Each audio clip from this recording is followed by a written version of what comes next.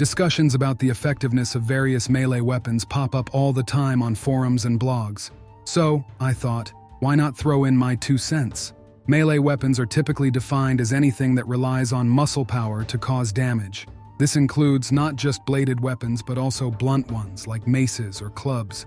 As it happens, nature didn't exactly arm humans with impressive tools. We don't have sharp fangs, and without clothing or fire, we'd be stuck living in the tropics. But humans came up with tools, clever cheats that allowed us to surpass even the largest predators. Back in the Stone Age, when metal was unknown and the spear with a stone tip was the ultimate hunting tool, there were practically no animals our ancestors couldn't hunt.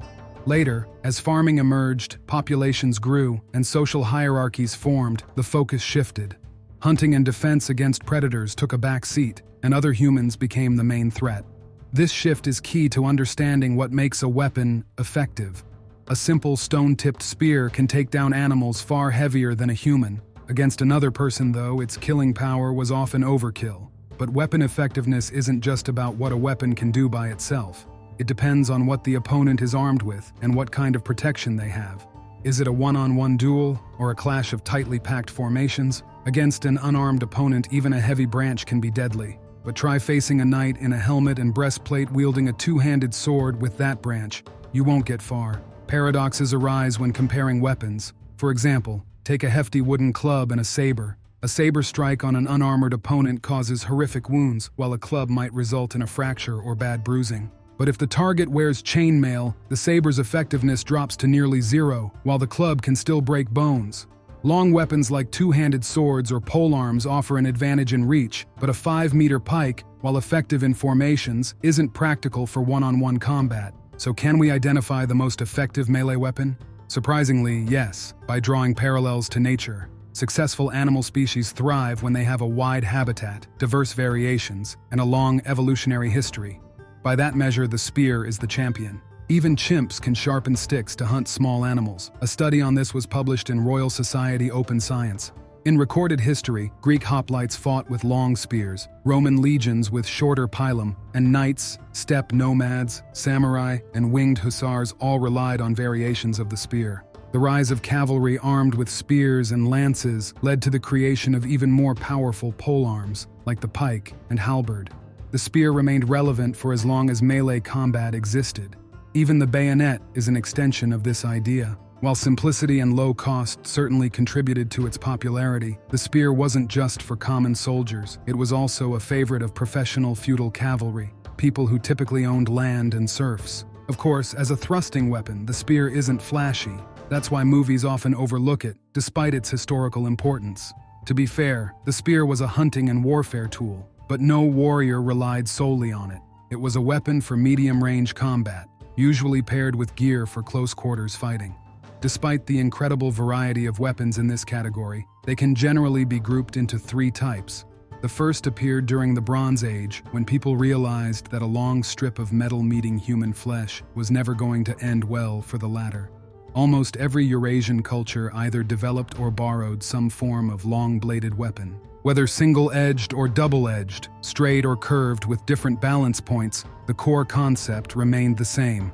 While the rise of advanced armor reduced the effectiveness of bladed weapons in the late Middle Ages, they never disappeared from battlefields. From their debut in the early Metal Ages to their use well into the 20th century, blades remained a constant in warfare. For example, during World War II, Germany, Poland, and the USSR, though on a limited scale, still fielded cavalry armed with bladed weapons. Their job wasn't to charge tanks, as some might imagine, but to strike retreating infantry or launch swift raids on enemy supply lines and rear positions. In the Middle Ages, the complexity and cost of crafting blades made them highly valuable, often symbolizing wealth and status within the feudal elite. It's important to remember that people in the past, especially fighters, were incredibly practical. Modern marketing didn't exist yet, so convincing a knight to swap his spear or sword for something exotic, like an African hungamunga just because it was fashionable, wouldn't have worked. Swords, sabers, and other long-bladed weapons were undoubtedly effective and versatile tools of war. One-handed blades were especially popular with cavalry and saw heavy use in combat, while hand-and-a-half and two-handed swords offered advantages in duels. And while spears likely started as hunting tools, swords are often considered the first purely military weapon. However, there's an older contender for that title, the humble wooden club, which evolved into the mace. Clubs weren't much use for hunting, but for hitting another human, they did the job. Of course, from the Stone Age, we mainly find rocks and bones. Wood doesn't survive that long. This makes it hard to trace the spread of such weapons in ancient times. By the Bronze Age, however, maces were already in use, made with a wooden shaft and a polished stone head. These weapons are often found in the graves of nobles, likely as symbols of authority. And since authority back then meant the power to use violence, and the nobility were typically a militarized class, maces probably had a practical role too. After all, the stone blade of an axe was fragile and mostly a tool, not a weapon. That changed with the rise of metallurgy. A stone head on a wooden handle was much more reliable and practical in battle. During the Middle Ages, maces, warhammers, and flanged maces were widely used for close combat, particularly against armored opponents. Their effectiveness often depended on the armor of the time. As armies modernized and armor disappeared, maces fell out of use.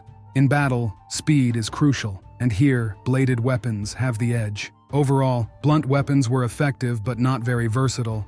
Axes, on the other hand, are more nuanced. Their smaller blade delivers more concentrated cutting force than a sword, but less surface area. That said, battle axes were usually much lighter than their utility counterparts. Most weighed under half a kilogram. But here's an opinion that might get me roasted. The main reason for the axe's popularity was its simplicity and low material demands. Axes were cheap, rugged, and functional, but they worked best in combination with other weapons, which we'll get to. Generally, though, a weapon's popularity, especially among professional warriors, was a solid indicator of its effectiveness. That's why spears, long-bladed weapons, and blunt arms were undeniably effective. But in my opinion, the most effective infantry weapons were hybrids of these types. Think of the halberd, a mix of spear and axe, the lucerne hammer, or the glaive, essentially a blade mounted on a pole. These pole weapons, usually 2 meters long or more, combined reach with multiple damage types, making them powerful and versatile. They worked equally well against mounted and foot soldiers, and even held their own in one-on-one duels. Distance in combat is more important than it might seem at first glance. Narrow hallways and tight quarters where long weapons might falter were rare. There's no such thing as a perfect weapon, though.